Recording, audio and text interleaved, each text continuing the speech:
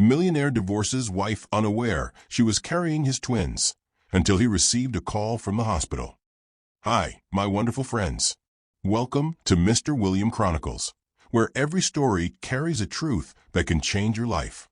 If you're new here, don't just watch, join our family. Hit that subscribe button right now. Before we begin, let me speak a blessing over you. May you find the courage to trust again after betrayal, the wisdom to recognize real change when you see it, and the strength to rebuild what was broken into something more beautiful than before. Now let's dive into a story about a millionaire who had everything except what mattered most, and the devastating phone call that made him realize it when it was almost too late. O negative. I'm O negative. I'm on my way. The phone call came at 11:47 p.m. on a Thursday night, the kind that splits your life into before and after. One moment, Preston Ward was staring at spreadsheets in his home office, drowning in work to avoid thinking about the past 8 months. The next, a nurse's urgent voice was telling him that Naomi, his ex-wife that he divorced, is giving birth and she was dying. Have you ever gotten news that made the ground disappear beneath your feet? That moment when you realize you've been living wrong, loving wrong, choosing wrong? Hi, my wonderful friends. Welcome to Mr. William Chronicles, where every story carries a truth that can change your life. If you're new here, don't just watch, join our family. Hit that subscribe button right now. Before we begin, let me speak a blessing over you. May you find the strength to trust again after betrayal has shaken your foundation, the wisdom to see the difference between empty promises and genuine transformation, and the courage to rebuild what was broken into something even more beautiful than before. May you never let fear steal the love you deserve, and may you always know your worth is not determined by those who failed to see it. Now let's dive into a story about a millionaire who had everything except what mattered most, and the devastating phone call that made him realize it when it was almost too late. Preston's hands shook so violently he could barely grip his car keys. Memorial Hospital. Life-threatening complications. Emergency C-section. The words kept echoing as he ran through the rain toward his car, his expensive shoes slapping against wet pavement. Miss Dawson is hemorrhaging, the nurse had said. The twins were delivered at 32 weeks. They're in the NICU. But we're losing her. We need your blood type and consent for surgery. How fast can you get here? Twins. The word had punched the air from his lungs. Naomi had been pregnant, carrying his children, and he'd thrown her away 8 months ago like she meant nothing. The rain came down in sheets, turning the highway into a river of brake lights and blurred vision. Preston drove like a man possessed, weaving between cars, his windshield wipers fighting a losing battle. His mind replayed that final night, her face when he'd accused her, the way she'd begged him to listen, how he'd walked out while she collapsed. She'd been trying to tell him about the babies. He knew it now with sickening certainty, and he'd refused to hear a single word. Please, he whispered to no one, to God, to the universe. Please don't let her die. Not before I can tell her I'm sorry. Not before I can tell her I was wrong about everything. 15 minutes felt like 15 hours. When Memorial Hospital finally appeared through the downpour, Preston abandoned his car in a no-parking zone and sprinted through the emergency room doors, soaked to the bone. Preston Ward, he gasped to the intake nurse. Naomi Dawson, they called me. A nurse materialized at his elbow. Mr. Ward, this way. We need to prep you for donation immediately. She led him at a run through sterile corridors that smelled of antiseptic and fear. His dress shirt clung to his skin. His tie hung loose around his neck, but none of it mattered. Nothing mattered except getting his blood into Naomi's veins. She's critical, the nurse explained as they entered a small prep room. Lost significant blood during delivery. Our O-negative supply is low. Your donation goes directly to the operating room. Preston rolled up his sleeve without being asked, watching the needle pierce his skin. His blood, the same blood that had once made him feel superior, that connected him to a family legacy he thought mattered, was now the only thing keeping Naomi alive. The irony wasn't lost on him. He'd spent their marriage trying to prove his worth with money and status. Now, the only valuable thing about him was flowing into a bag, literally becoming part of her. "How bad is it?" he asked quietly. The nurse's expression said everything. "The surgeons are excellent. They're doing everything they can." When the bag was full, she removed the needle and bandaged his arm. "There's someone else you need to see." She led him through more corridors, finally stopping outside a unit with large observation windows. The sign above read, "Neonatal Intensive Care Unit." "Your daughters," she said simply. Preston looked through the glass and felt his heart stop. Two isolates sat side by side, each containing a baby so impossibly small she barely looked real. Wires and tubes connected their tiny bodies to machines that beeped and hummed. Name cards identified them. Harper Dawson, Quinn Dawson, his daughters. His legs nearly gave out. The nurse steadied him, opened the door. "Would you like to come in?" "Can I?" His voice cracked. "You're their father." She showed him how to scrub his hands, how to approach the isolates without disturbing the equipment. Preston stood before Harper first. 3 pounds 2 ounces, according to her chart. She was sleeping, her chest rising and falling rapidly beneath impossibly thin skin. "You can touch her," the nurse said gently. Through the ports. Preston slid his hand through the circular opening, his large fingers trembling as they made contact with Harper's tiny arm. Her skin was softer than anything he'd ever felt. At his touch, her miniature hand reached out, fingers wrapping around his pinky with surprising strength. That's when Preston broke. Sobs tore from his chest as he stood in that NICU, his daughter holding his finger, his blood flowing into his ex-wife's body somewhere in this building. He'd thrown away everything that mattered, this woman, these children, this family, because he'd been too broken to believe he deserved them. "I'm here," he whispered to Harper through tears. "I'm your daddy, and I'm so sorry I wasn't here before. But I'm here now. I promise you, I'm here now." He moved to Quinn's isolette, 3 pounds even, needing breathing support. She didn't wake at his touch, but he could see her chest moving, see life in her. Both of them looked like Naomi. Both of them were fighting to survive. "Mr. Ward." A different nurse appeared at the NICU entrance. "The surgeon needs to speak with you. It's about Naomi." Preston's heart stopped. He looked back at his daughters, not wanting to leave them. "We'll take care of them," the NICU nurse promised. "Go." Preston ran. Again. Always running, always too late, always one step behind the consequences of his own mistakes. The surgeon waited outside the operating room, still in blood-stained scrubs, exhaustion etched into every line of her face. "Is she?" Preston couldn't finish the question. The surgeon's expression was unreadable. "We need to talk about your wife's condition." And Preston Ward, millionaire pharmaceutical executive who'd once thought he controlled everything, stood in a hospital corridor at midnight, powerless, waiting to learn if he'd lost the only thing that had ever made him feel alive. If this story is already finding this story interesting, do me a favor. Subscribe to Mr. William Chronicles right now and hit that like button.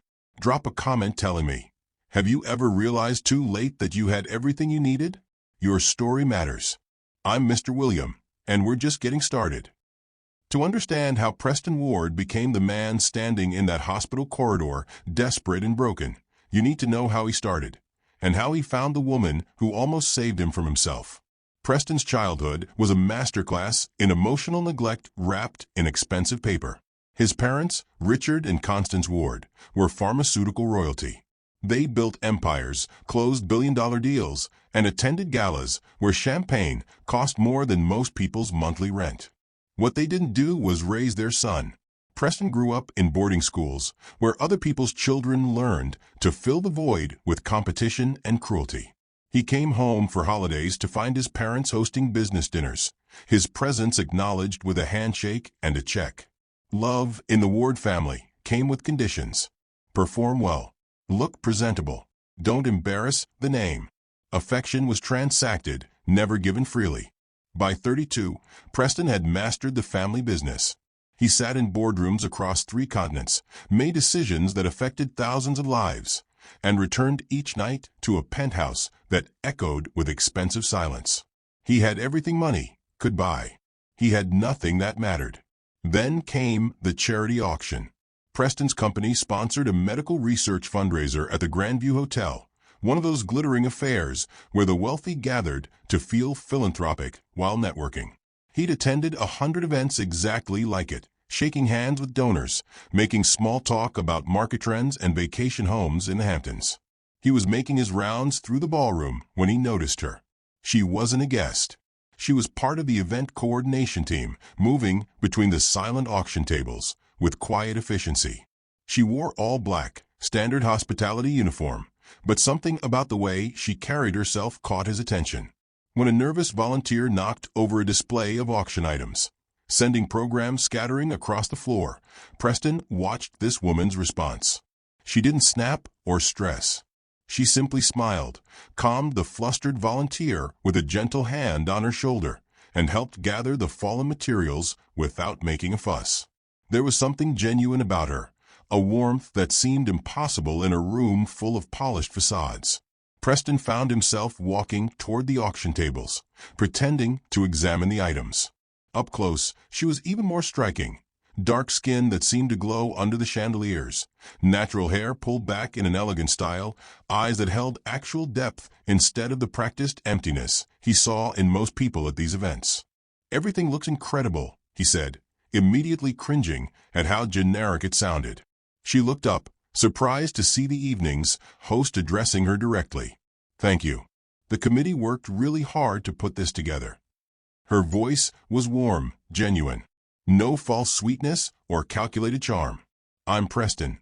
He extended his hand, feeling suddenly awkward. "Naomi." Her handshake was firm, confident. "Shouldn't you be out there with your guests?" He glanced back at the crowd. The same faces he saw at every event, having the same conversations. "Honestly, this is the most real interaction I've had all night." Something shifted in her expression. She saw past the tailored tuxedo and the important name. She saw a lonely man tired of pretending. They talked for 20 minutes in that corner of the ballroom. She told him about her dream of opening a culinary school for kids from underprivileged neighborhoods, giving them skills and opportunities she'd had to fight for. He found himself confessing things he rarely discussed: how disconnected he felt from his family, the exhausting performance of his daily life, the emptiness of living in a world where everything had a price tag. When the event ended and guests began filtering out, Preston asked for her number. Naomi hesitated. The gulf between their worlds was obvious. Him in custom-tailored formal wear, her in a hospitality uniform. Him with a pharmaceutical empire, her with a small catering business run from her apartment kitchen. "One coffee," Preston said. "Just to talk. No expectations." Something in his eyes, that genuine loneliness she recognized because she'd felt it too, made her take a chance. That coffee became dinner. Dinner became weekend walks through the city. Walks became late-night phone calls that stretched until dawn. And 6 months later, Naomi Rivers became Naomi Ward in a ceremony that shocked his family and made perfect sense to his heart. Their first year of marriage was everything Preston had never known he needed. Naomi refused to let his wealth define them. She moved into his sprawling estate, but insisted they spend Friday nights in the kitchen, not in formal dining rooms with staff serving them. She taught him to cook soul food, recipes passed down from her grandmother: collard greens and cornbread, braised short ribs that fell off the bone, peach cobbler that made him understand why people wrote poems about food. The first time they cooked together, a bag of flour exploded when Preston opened it too aggressively. White powder covered them both, dusted the marble countertops, settled in Naomi's hair. She'd laughed, head thrown back, genuine joy, and Preston had pulled her close, tasting flour and happiness on her lips as they kissed against the counter. They'd slow dance in the living room on Sunday mornings, still in pajamas, to Nina Simone and Marvin Gaye. Preston, who'd been trained in formal ballroom dancing at expensive prep schools, learned to move to rhythm and soul instead of rigid steps. Naomi would press close, her body warm against his hands learning the curve of her waist, the sway of her hips. She'd rest her head on his chest, and Preston would close his eyes, feeling wealthier than any business deal had ever made him. Late nights became sacred. They'd sit on their bedroom balcony, overlooking the manicure gardens. Naomi curled into his side, her bare shoulders warm beneath his trailing fingers. She'd tell him stories about growing up in a cramped apartment with her mother and two brothers, how they'd made holidays special with love instead of money. He'd confess memories of silent dinners in formal dining rooms, of parents who were physically present but emotionally absent. "Money doesn't make a home," Naomi said one night, her fingers tracing patterns on his chest. "Love does. You know that now, right?" "I do," Preston whispered, pulling her closer, his lips finding her neck, her jaw, her mouth. "You taught me that." For their first anniversary, Preston didn't buy diamonds or designer clothes. He surprised Naomi with a renovated commercial kitchen in the estate's guest house, professional-grade equipment, space for her to experiment with recipes and build her catering business. Everything she'd dreamed about but never asked for. When she saw it, tears streamed down her face. She turned to him, pulled him close, and whispered against his lips, "You really listened to my dreams." "Your dreams are my dreams now," he said. That night, they christened every surface of that new kitchen, their celebration lasting until dawn, bodies tangled in sheets they'd grabbed from the main house, proving that love didn't need words when touch said everything. Those were the golden days. The days before doubt crept in, before outside forces began chipping away at their foundation, before Preston's childhood wounds became weapons someone else could use against them. Those were the days when Preston Ward actually understood what wealth meant. If you've made it this far into Preston and Naomi's story, show some love. Hit that like button and subscribe to Mr. William Chronicles. Drop a comment and tell me, when did you meet someone who made you feel truly seen? Not for what you had, but for who you were? I want to hear your story. But here's what Preston didn't see coming. Jealousy doesn't announce itself. It slithers in, wearing the face of friendship, speaking the language of concern, waiting for the perfect moment to strike. Kyle Morrison had worked alongside Preston for 5 years, climbing the ranks of Ward Pharmaceuticals with calculated precision. To everyone who mattered, Kyle was the model executive, sharp, dedicated, always ready with solutions when problems arose. He'd earned his VP of Operations title through long hours and strategic thinking that had saved the company millions. But beneath that polished exterior, Kyle burned with resentment that had been building since the day he started. Kyle had clawed his way up from nothing. Government housing in Detroit. A mother who worked 3 jobs to keep them fed. Scholarships to state school, while kids like Preston glided through Ivy League educations funded by family money. Kyle had fought for every opportunity, every promotion, every scrap of respect. Meanwhile, Preston Ward had been handed a vice presidency simply because his last name was on the building. It wasn't fair. It had never been fair. And Kyle had learned to live with that bitter reality until he met Naomi. The first time Kyle saw her was at the company's summer gala. Preston had brought her as his date, newly married, and Kyle had watched them from across the room.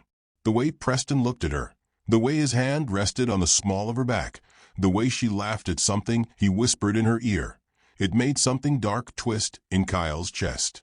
She was beautiful, not the polished, plastic beauty of the women who usually circulated in their world, but something real. Warm brown skin that glowed in the evening light. Natural curves in an elegant dress. A smile that actually reached her eyes. And the way she looked at Preston, like he was somebody worth loving, not for his money, but for himself.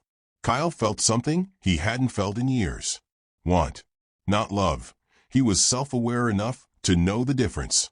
This was possession, the same thing he felt when he saw Preston's corner office, his luxury car, his effortless success. Preston had everything, including her, and Kyle wanted to take it all away. But Kyle was patient. He'd spent his whole life being patient, being strategic, waiting for opportunities. So he watched. He listened. He learned Preston's insecurities, the fear of inadequacy that came from emotionally absent parents, the deep-seated belief that he was only valuable for what he could provide, not who he was. And Kyle learned about Naomi too, her humble background, her close relationship with her family, the way she sometimes gently questioned Preston's excessive spending. Small cracks in their foundation that Kyle could exploit. The opportunity came on a Tuesday afternoon. Kyle had left an important contract file at the Ward estate during a weekend working session. He drove out to retrieve it, expecting to find both Preston and Naomi home. Instead, only Naomi answered the door, wearing casual clothes, flour dusting her hands from whatever she'd been baking. "Preston's at the downtown office," she explained, wiping her hands on a towel. "But come in. I know where he keeps his work files." The house smelled like cinnamon and vanilla. Naomi led Kyle through the mansion to Preston's home office, chatting easily about the weather, asking about his family, being gracious and warm because that's who she was. She found the file, handed it to him, and offered coffee before he left. They sat in the kitchen, her domain, and made small talk. Naomi asked about his role at the company. Kyle found himself telling her things he rarely shared, about growing up poor, fighting for everything, working twice as hard for half the recognition. "Preston's lucky to have someone like you," Naomi said sincerely. "He talks about how much the company depends on your expertise." Something in Kyle snapped. The way she said it, so genuine, so kind, so completely unaware of how beautiful she looked sitting across from him. Preston didn't deserve this. Didn't deserve her. He'd been born lucky, while Kyle had been born fighting. And yet Preston got everything, including her. Kyle leaned forward, let his hand rest on hers where it lay on the counter. "You know, Naomi, Preston's not the only one who appreciates quality." She went still. Her eyes narrowed slightly, intelligence catching up to intention. "Kyle, you're wasted on him," Kyle continued, his voice dropping low, intimate. "He doesn't see what he has. But I do. We could have our own arrangement. No one needs to know." Naomi jerked her hand back. "Excuse me." Kyle stood, moving around the counter toward her. The careful mask he'd worn for 5 years cracked, revealing something hungry and entitled underneath. "Come on. You married him for the money, right? Smart move. But why limit yourself to one benefactor when—" The slap cracked across his face, so hard his head snapped sideways. "Get out of my house," Naomi said, her voice shaking with fury. But Kyle's rage exploded faster than his reason could catch it. Years of resentment, of wanting what Preston had, of being told no, it all erupted in that moment. He grabbed her wrists, using his size and strength to back her against the kitchen island, his breath hot against her face. "You think you're better than me," he snarled. "You came from nothing, just like me. The only difference is you found a rich man stupid enough to marry you. Let me go." Naomi twisted, fought, her heart hammering with fear she'd never felt before. Kyle's hand moved to her waist, yanking her closer, his mouth descending toward hers. "Just one kiss. Just let me." Naomi brought her knee up hard. Kyle doubled over with a grunt of pain, and she ran. Through the kitchen, down the hallway, into the bedroom, slamming and locking the door behind her. Her hands shook as she grabbed her phone from the nightstand, backing into the walk-in closet for extra security. "I'm calling the police," she shouted through the door, her voice breaking. "And Preston. I'm telling him everything." Kyle's voice came from the other side, cold now, calculating. The rage had crystallized into something more dangerous. "Go ahead and call the police, Naomi. Report that I made a pass at you. It'll be your word against mine. The desperate housewife who married for money-claiming assault when I rejected her advances. See how that plays in divorce court. You're lying. Preston will believe me. Will he?" Kyle's voice was smooth now, persuasive. "Preston's insecure. Deep down, he's always wondered if you married him for his money. I've been planting those seeds for months. You think he'll believe you over his trusted VP?" Naomi's hands shook harder. She couldn't speak. "But let's say he does believe you," Kyle continued. "Let's say you tell him everything and he fires me. You know what happens then? I control Preston's international contracts. I manage his production chains across 3 continents. I have relationships with suppliers and distributors that took years to build. Fire me, and I walk away with those relationships. Preston's empire crumbles within 6 months." Silence. Heavy. Suffocating. "So here's what's going to happen," Kyle said. "You're going to keep your mouth shut about today. You're going to pretend this never happened. And in return, I'll keep Preston's business running smoothly. Or you can tell him, watch him fire me, and watch everything he's built collapse. Your choice. Naomi slid down the closet wall, her phone clutched in shaking hands. Shame and fear coiled in her stomach like poison. She thought about Preston, how proud he was of his company, how it was the one thing that connected him to his family legacy. Could she really destroy that? Was her violation worth Preston's entire empire? I'm leaving now, Kyle said through the door. Think carefully about what you say to your husband. Remember, you have a lot to lose too. She heard his footsteps retreat, heard the front door open and close, heard his car start and drive away. Naomi stayed in that closet for an hour, crying silently, shame burning through her like acid. She'd invited him in. She'd offered him coffee. Somehow, her mind twisted it into being partially her fault, even though she knew it wasn't. But the fear was stronger than the logic. Kyle controlled too much. Preston's company was too vulnerable. And Preston's insecurities were too deep. So when Preston came home that evening, asking why she seemed upset, Naomi lied for the first time in their marriage. Just tired, she said, forcing a smile. Long day. But Kyle couldn't let it go. Paranoia ate at him. What if she did tell? What if she found the courage later? He needed insurance. He needed her gone. That's when Kyle hatched his plan. He hired a private investigator, a man with flexible ethics and a need for cash. There's a woman, Kyle explained, sliding an envelope of money across a coffee shop table. She's going to meet her cousin next week. I need photographs that make it look like more than that. The investigator raised an eyebrow but didn't ask questions. Money talked louder than morals. The setup was perfect. Kyle had learned through casual questions that Naomi was meeting with a photographer named Aaron, her cousin on her mother's side, to discuss shooting her catering events. The meeting was innocent, familial, completely above board. But Kyle's investigator didn't care about context. He photographed Naomi smiling at Aaron across a coffee shop table. He captured them leaning close over Aaron's camera, reviewing sample shots. He shot their goodbye hug from an angle that made familial affection look secretive and intimate. Back in his office, Kyle reviewed the photographs with cold satisfaction. They were perfect. Innocent moments transformed into evidence of betrayal through clever angles and timing. Kyle spent the next 3 months working on Preston's mind. Subtle comments dropped during late meetings. Saw Naomi downtown yesterday. She was with some guy. Looked pretty cozy. Questions disguised as concern. You guys sign a prenup? No. Man, that's trusting. Each comment was carefully calibrated, never outright accusatory. Always dressed up as friendly worry.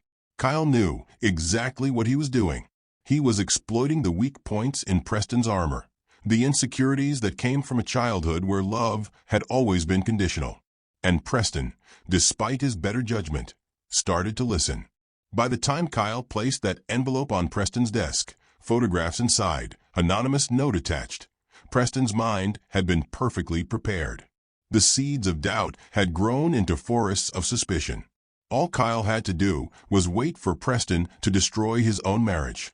If you're still watching, you're seeing how easily trust can be poisoned. Hit that like button and subscribe to Mr. William Chronicles because this story gets deeper. Comment below. Have you ever kept a secret to protect someone, only to have it destroy you both?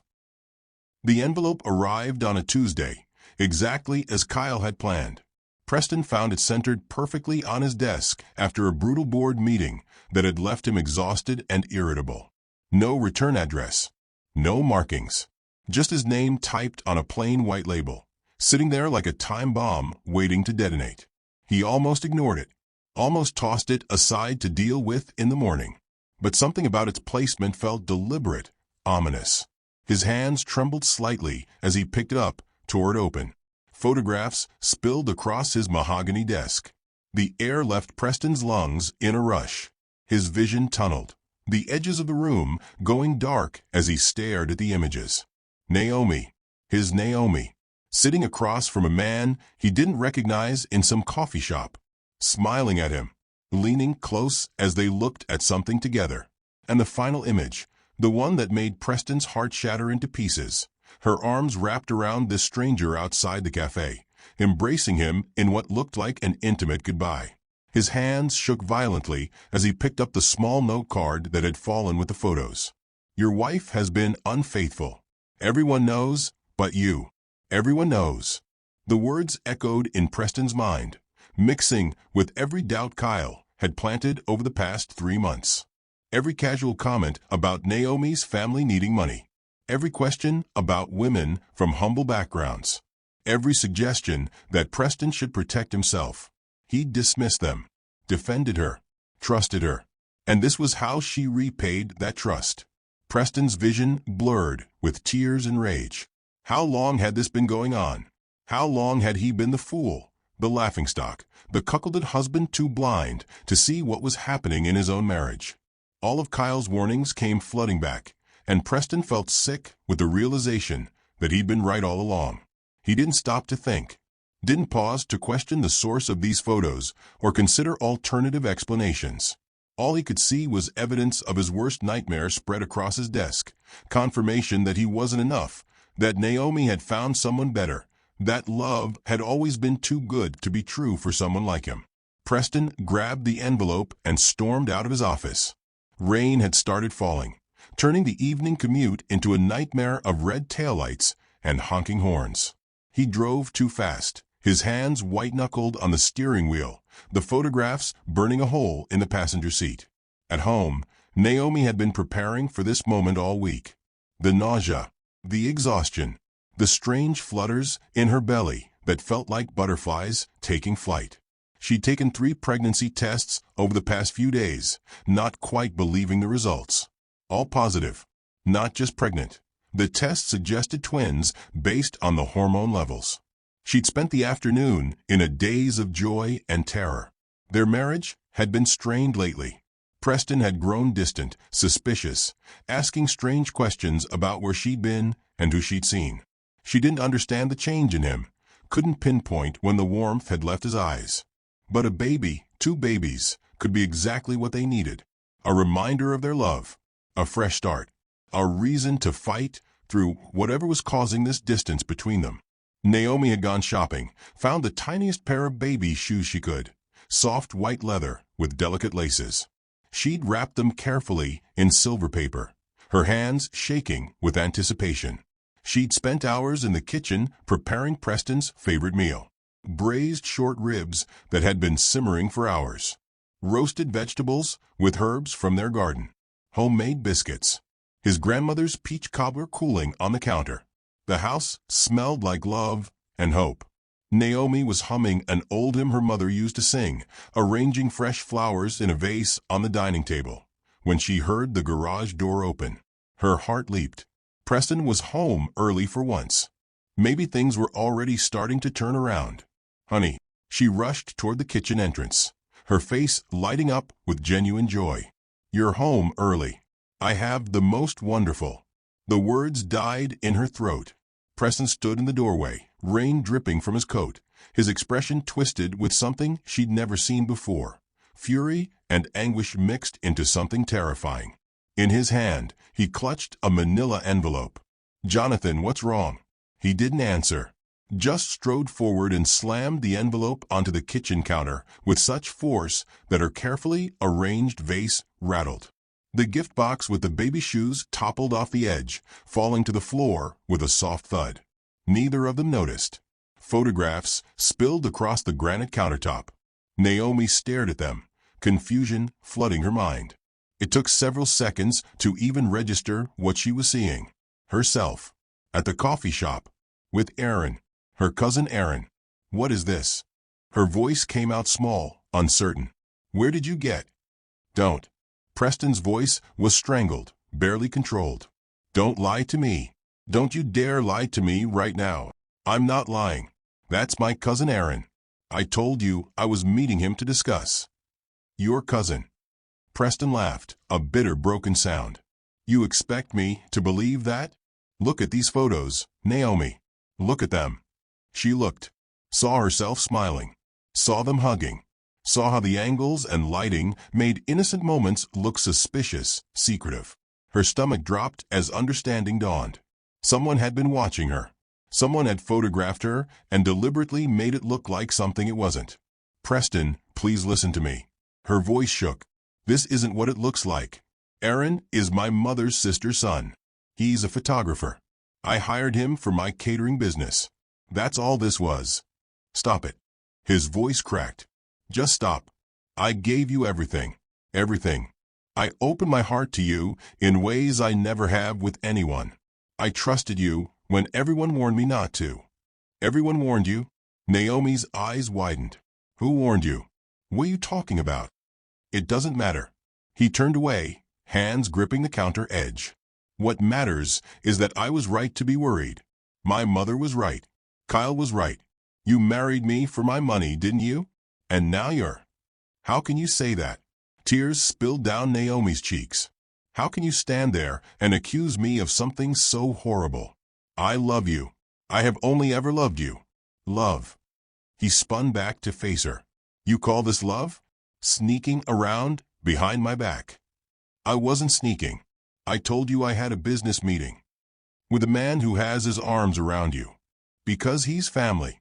Naomi's voice rose in desperation. Preston, why won't you listen to me? Why won't you trust me? Trust. The word came out like poison. How can I trust someone who's been playing me for a fool this entire time? Someone who married me for my bank account and my name. The accusation hit Naomi like a physical blow. In that moment, she understood the depth of his paranoia, the extent to which someone, Kyle, his mother, whoever, had poisoned his mind against her. If that's what you really believe, she said quietly, her voice shaking, then you never knew me at all. You never loved me. You loved the idea of me, but you never actually trusted who I was. Don't turn this around on me. I'm not turning anything around. I'm telling you the truth, and you're refusing to hear it. She grabbed one of the photos, holding it up. This is my cousin. I can prove it. I can call him right now. I can show you our family photos, our text messages planning this meeting. I don't want to see your manufactured evidence. Manufactured. The word broke something in Naomi.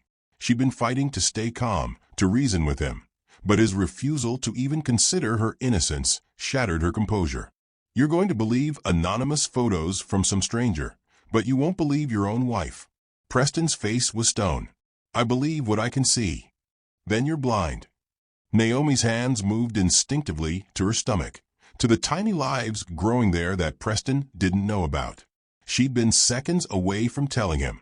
The wrapped shoes lay forgotten on the floor between them. Preston, please. Her voice broke. Please don't do this. Let's talk. Let's actually talk, instead of you accusing and me defending. There's something important I need to tell you. Something that changes everything. There's nothing you can say that I want to hear. He pulled out his phone, his hand still shaking. I'm calling my lawyer in the morning. I want a divorce. The word hung in the air between them like a death sentence. You don't mean that, Naomi whispered. I've never meant anything more in my life. He looked at her, and his eyes were cold, colder than she'd ever seen them. The warmth, the love that used to live there had been replaced by something hard and unreachable. We're done, Naomi. This marriage is over. Because of photographs? Because you won't even give me a chance to explain. I gave you everything, he repeated, his voice breaking despite his anger. My heart, my home, my trust, and you threw it all away. I didn't throw anything away. You're the one throwing us away. You're the one choosing to believe lies instead of. But Preston was already walking toward the door. Don't do this, Naomi begged, following him. Please, Preston, don't walk away. Not like this. We can fix this. We can. He grabbed his keys from the hall table. Preston. She reached for his arm. He pulled away from her touch like it burned. Don't touch me. Don't call me. My lawyer will contact you about the divorce proceedings. There's no one else. The words tore from her throat. I swear to you, there's no one else. I love you. Only you. Please. The door slammed shut, cutting off her words. Naomi stood frozen in the hallway, staring at the closed door, her mind unable to process what had just happened. This couldn't be real. This couldn't be happening. Not after everything they'd built together. Not when she was carrying his children. Her legs gave out. She collapsed to the floor, sobs ripping from her chest in violent waves. Her hands clutched her stomach, protecting the babies he didn't know about. The babies she'd been so excited to tell him about just minutes ago. "Please come back," she whispered to the empty house. "Please." But the house offered no answer. Only silence. And the smell of dinner growing cold in the kitchen. And the silver-wrapped gift box lying forgotten on the floor. Tiny shoes still waiting to be discovered. The surgeon's face told Preston everything before her words did. "Your wife is stable," Dr. Martinez said, and Preston's knees nearly buckled with relief. "The surgery was successful. We stopped the bleeding without performing a hysterectomy. She lost a significant amount of blood, but your donation helped save her life." Preston couldn't speak, could only stand there as 8 months of mistakes crashed over him like a tidal wave. "She'll be unconscious for several hours," the doctor continued. "But you can sit with her if you'd like." "Yes, please." They led him through sterile corridors to a recovery room, where Naomi lay surrounded by machines and monitors. She looked impossibly small in that hospital bed, her dark skin ashen, breathing shallow but steady. IVs dripped fluids into her arm. Bandages covered her abdomen where they'd cut her open to save their daughters. Preston sank into the chair beside her bed, taking her hand gently. Her fingers were cold. He wrapped both his hands around hers, trying to warm them, trying to pour life back into her through touch alone. "I'm so sorry," he whispered, his voice breaking. "I was such a fool, Naomi. I was scared and insecure, and I let other people poison my mind against you. I should have trusted you. I should have listened. I should have fought for us instead of running away." She didn't respond, lost in medicated sleep. But Preston kept talking, words pouring out after months of holding them in. "I know about the setup. I know David is your cousin. I know you were never unfaithful. I know I threw away the best thing that ever happened to me because I was too broken to believe I deserved you." He pressed his forehead against their clasped hands, tears dripping onto her pale hospital gown. "If you can hear me, if you give me another chance, I'll spend the rest of my life making this right. I love you, Naomi. I never stopped. I just forgot how to trust it." Hours crawled by.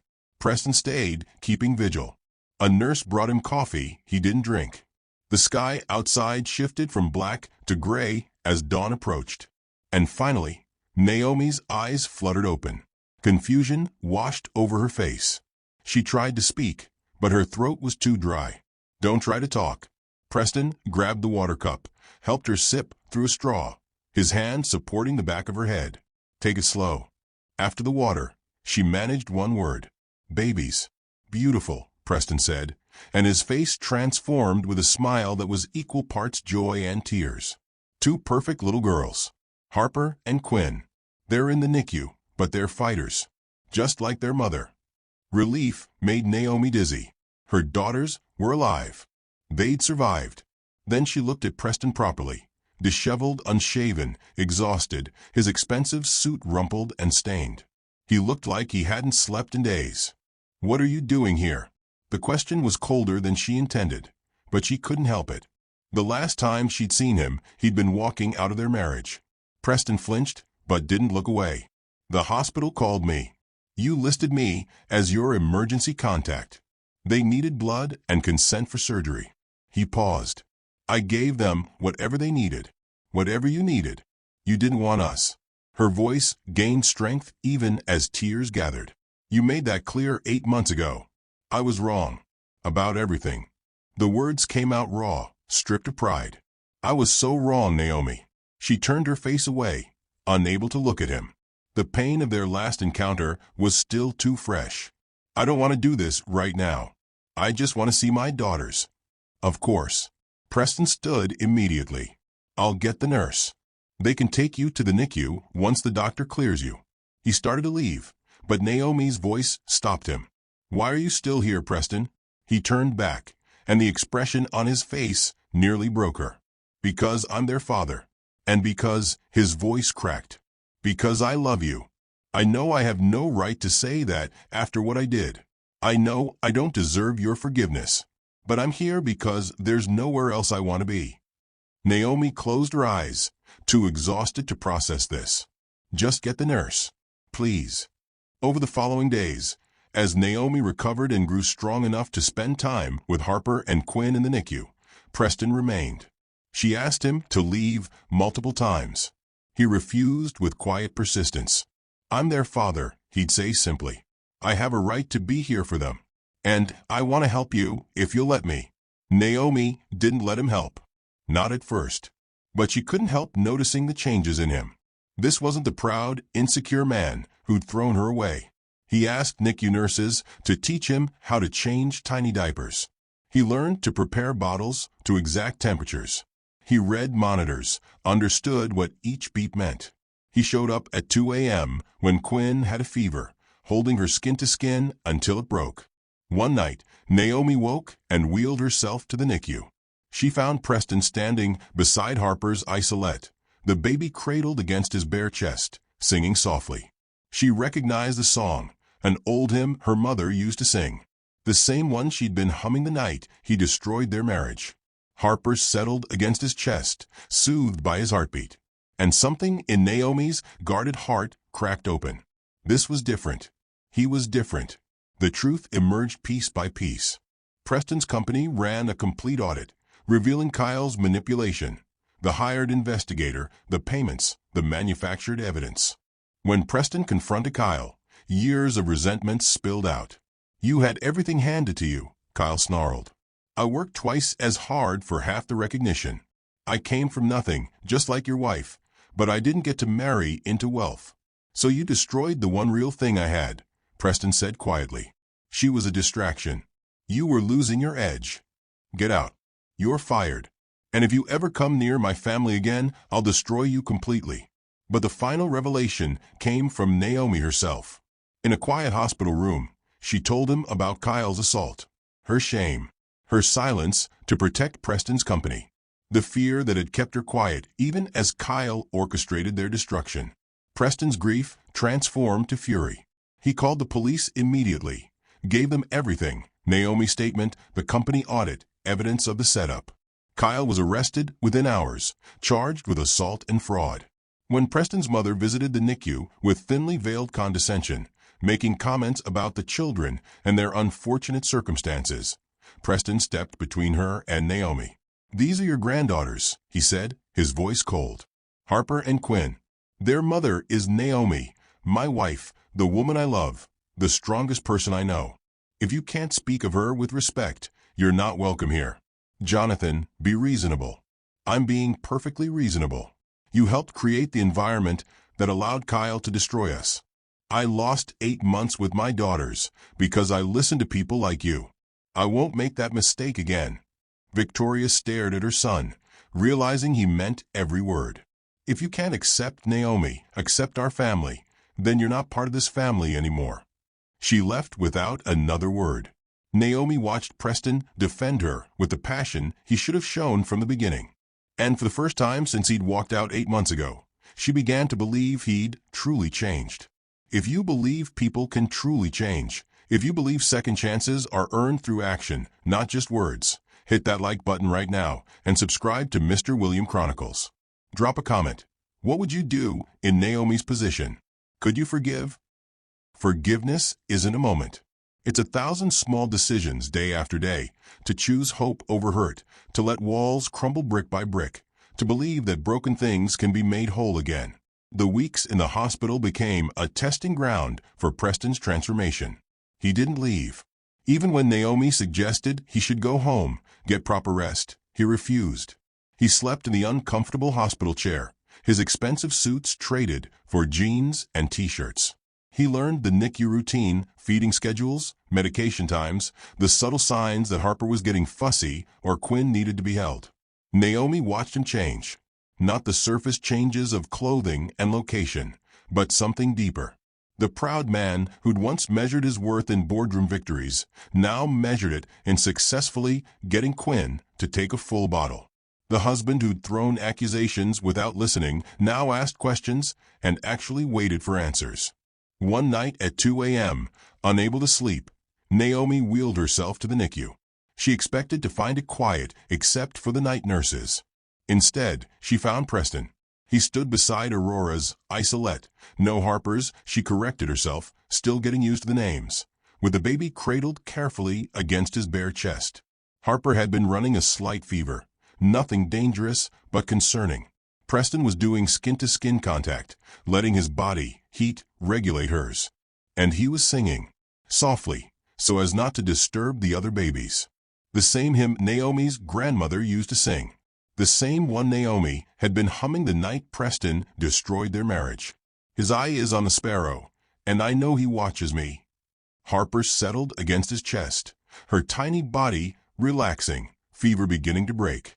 Preston's eyes were closed, one large hand supporting her head, the other curved protectively around her back. He looked peaceful, complete. Naomi's throat tightened. This wasn't performance. This was a father loving his daughter at 2 a.m. when no one was watching. Preston opened his eyes and saw her. For a moment, they just stared at each other across the dimly lit NICU. Her fever broke, he said quietly. I see that. Naomi wheeled closer. Where did you learn that song? I heard you sing it once. I remembered. He looked down at Harper. I didn't want her to be alone. Something in Naomi's chest cracked wider. You should put her back. You need sleep. So do you. But we're both here anyway. He was right. They were both here in the middle of the night, watching over their daughters. It was the first moment of truce between them. After that night, Naomi stopped asking Preston to leave. She didn't forgive him, not yet, but she allowed him to be present, to help, to be a father to Harper and Quinn. She watched him interact with her church community when they visited. Mother Diane, who'd supported Naomi through her pregnancy, pulled Preston aside one Sunday. You hurt that girl something terrible, she said bluntly. I know, ma'am. We don't take kindly to people who hurt our own. I understand. She studied him with sharp eyes that had seen decades of people's true natures. But she seems to think you might deserve another chance. So we'll be watching you, Mr. Ward. You step out of line once, and you'll answer to all of us. Preston smiled despite himself. That's fair. Thank you for being there for her when I wasn't. 1 week after the twins were born, Naomi finally agreed to talk. Really talk. They sat in a family consultation room, door closed for privacy. Preston looked nervous in a way she'd never seen him before, like a man who knew everything depended on this conversation. I know about Kyle, Naomi said without preamble. Maya told me you found out about the setup. Preston nodded. I fired him. Confronted my mother about her role in poisoning me against you. I've cut them both out of my life. Why didn't you trust me? The question hurt to ask, but she needed to know. We were married. We loved each other. Why was it so easy for you to believe I'd betrayed you? Preston was quiet for a long moment, choosing his words carefully. Because I've always believed, deep down, that I wasn't enough. My parents were emotionally absent my whole life. Love in my family was conditional, transactional. I learned that people only valued me for what I could provide. My name, my money, my status. He looked at her, his eyes haunted. When you came along and loved me without caring about any of that, it terrified me. I was terrified that you'd realize you didn't actually need me, that without all the wealth and privilege, I was just empty. So when Kyle started planting doubts, they fell on ground that was already fertile with my own insecurities. I loved you with everything I had, Naomi said, tears streaming down her face. I would have walked through fire for you. But you didn't let me prove it. You didn't trust me enough to even hear my explanation. I know. Preston's voice broke. I know, and I will regret that for the rest of my life. I threw away our marriage. I left you alone and pregnant. I missed the first 8 months of our daughter's lives. There's no apology big enough for that, Naomi. There's no way to make it right. So why are you here? What do you want from me? I want to be a father, to Harper and Quinn. That's non-negotiable. I will fight for my right to be in their lives." He paused, gathering courage. "But what I want, what I hope for, is a chance to prove I've changed. I'm in therapy. I've confronted my family. I've done the work to understand why I sabotaged us. I've become the man I should have been for you from the start. You should have been that man when we were married. You're right. And I failed you." He leaned forward. "But I'm asking, begging for one more chance. Not to go back to how we were, because we can't. But to move forward, to rebuild, to earn your trust again, however long that takes." Naomi looked at him for a long time, seeing both the man who'd hurt her and the man he was becoming.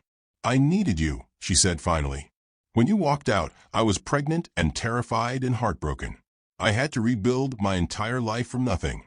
I had to become strong because I had no other choice. Do you understand what that was like?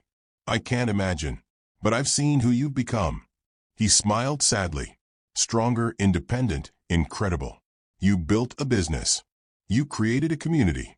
You prepared for our daughters completely alone. You don't need me, Naomi. You've proven that." "No, I don't need you," she agreed. "But that's not the question, is it?" "What is the question?" "The question is whether I can trust you again. Whether you'll stand by us when things get hard. Whether you'll fight for our family instead of running away." She held his gaze. "Can you be that man, Preston?" "Yes," he said without hesitation. "I swear to you, I will never walk away again. I will fight for you, for Harper, for Quinn, for us, every single day for the rest of my life." Naomi didn't respond immediately. She wasn't ready to forgive. Not yet. But for the first time, she saw a path forward. They didn't resolve everything that day, but they opened the door to healing, and that was enough. 6 months of consistent presence followed. Preston proved himself through action, not words. He washed dishes in Naomi's catering kitchen. He attended her church, sitting uncomfortably but showing up anyway. When his mother tried to visit again with more condescension, Preston defended Naomi publicly, fiercely, cutting ties until Victoria offered genuine respect. When Harper and Quinn finally came home from the hospital, 8 weeks after their premature birth, Naomi's community organized a welcome celebration. Preston was there, no longer an outsider, but not quite an insider either. Somewhere in between, earning his place. They remarried quietly 6 months later. Small ceremony. Huge hearts. Just them, the babies, Mother Diane, and close friends. 3 years later, on a bright Saturday morning in May, Preston pushed a double stroller through Riverside Park. Harper and Quinn bounced with excitement, pointing at ducks. Naomi walked beside him, 5 months pregnant with their son, wearing a simple sundress and comfortable sandals. They looked like any other young family enjoying spring. No designer labels. No visible wealth. Just joy radiating from them like sunlight. Preston helped the girls feed the ducks, patient and gentle. Naomi settled on a bench, watching her family with contentment she'd fought hard to find. "Happy?"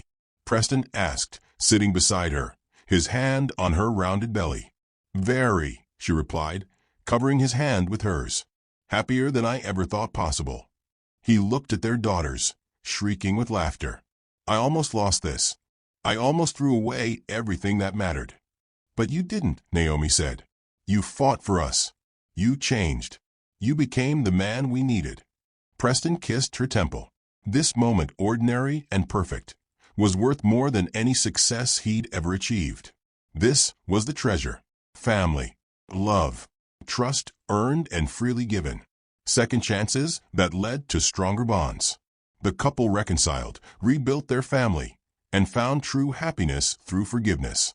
This is Mr. William Chronicles, and this is what we do. We tell stories about real love, hard choices, and second chances. If this story touched your heart, hit that like button. Share it with someone who needs hope. Comment below. What lesson are you taking from Preston and Naomi's story? Subscribe because every week we bring you stories that remind you what really matters. Thank you for being here. Until next time, protect what matters, trust deeply, and never let pride destroy love.